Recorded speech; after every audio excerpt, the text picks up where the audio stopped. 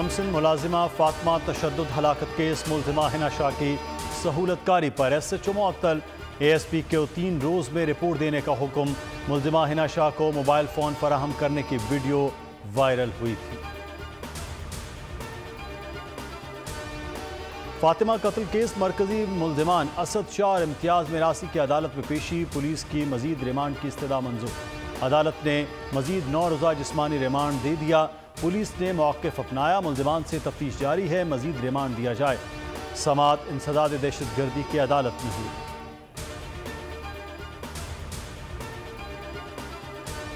injection scandal میں forensic laboratory کی خدمات لی جائیں گی ضرورت پڑنے پر مریضوں کی سرجری بھی کی جائے گی نگراں وزیر صحت پنجاب جاوید اکرم کی نیوز کانفرنس کہا ایوسٹن انجیکشن کا آنکھ میں استعمال روک دیا انسپیکشن ٹیم بنائی ہے جو انجیکشن کی فراہمی کا پتہ لگائے گی کسی بے گناہ کو سزا نہیں دی جائے گی صوبائی وزیر پرائمری ہیلتھ جمال ناصر نے کہا کہ ایک چیز واضح ہے انجیکشن جعلی نہیں تھا ایک ٹیکے سے 2 سے 3 لاکھ کمائے گئے اسحاق ڈار کے خلاف آمدن سے زائد اثاثہ جات کیس دوبارہ کھل گیا اسلام آباد کی احتساب عدالت نے لیگی رہنما کو 10 اکتوبر کو طلب کر لیا جج محمد بشیر نے اسحاق ڈار کو نوٹس جاری کیے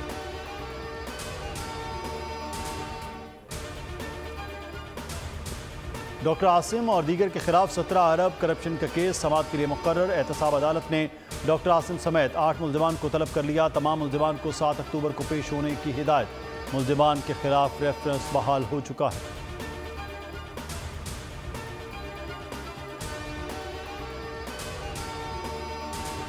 ایشیا کپ میں کئی غلطیوں کی نشاندہی ہوئی انہیں ورلڈ کپ میں نہیں دہرائیں گے بابر اعظم کی نیوز کانفرنس کہا فیلڈنگ کی خامیاں دور کرنے کی کوشش کریں گے بھارت میں کھیلتے ہوئے ایکسٹرا پریشر نہیں لیں گے نسیم شاہ کا انجرڈ ہونا ٹیم کے لیے بڑا نقصان ہے سرجانی ٹاؤن میں جماعت اسلامی کے کونسلر کے قتل میں ملوث ملزم گرفتار امتیاز جونی کو خفیہ اطلاع پر کراچی سے گرفتار کیا گیا ملزم کی نشاندہی پر پولیس کا نامعلوم مقام پر چھاپا ملزم کا قریبی ساتھی بھی گرفتار ایس ایس پی ویسٹ کا کہنا ہے فائرنگ کے واقعے میں 7 سے 8 ملزمان ملوث تھے واقعہ بجلی کے کنڈوں کے تنازع پر پیش آیا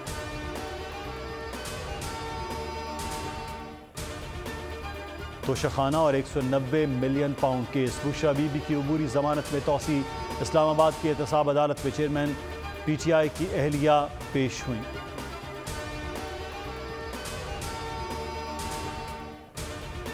ذخیرہ اندوزوں کے خلاف کارروائیاں چینی کی قیمتوں میں کمی جاری فیصل آباد میں فی کلو چینی 150 سے 155 روپے تک فروخت ہونے لگی